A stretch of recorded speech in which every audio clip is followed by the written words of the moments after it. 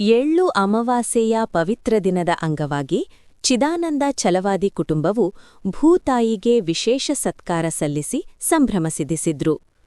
ಕೃಷಿ ಬದುಕಿನ ಮೂಲವಾದ ಭೂಮಿಯನ್ನು ತಾಯಿಯಂತೆ ಪೂಜಿಸುವ ಪರಂಪರೆಯಂತೆ ಕುಟುಂಬದ ಸದಸ್ಯರು ಹೊಲದಲ್ಲಿ ಭೂತಾಯಿಗೆ ಪೂಜೆ ಸಲ್ಲಿಸಿ ಎಳ್ಳು, ಹೂವು, ಹಾಲು ಹಾಗೂ ನೈವೇದ್ಯ ಅರ್ಪಿಸಿದ್ರು.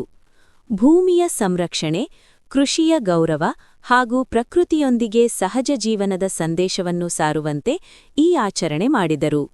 ಗ್ರಾಮೀಣ ಸಂಸ್ಕೃತಿಯ ಸೌಂದರ್ಯವನ್ನು ಪ್ರತಿಬಿಂಬಿಸಿದ ಈ ಸಂಭ್ರಮವು ಎಲ್ಲರ ಮನಸೂರೆಗಂಡಿತು.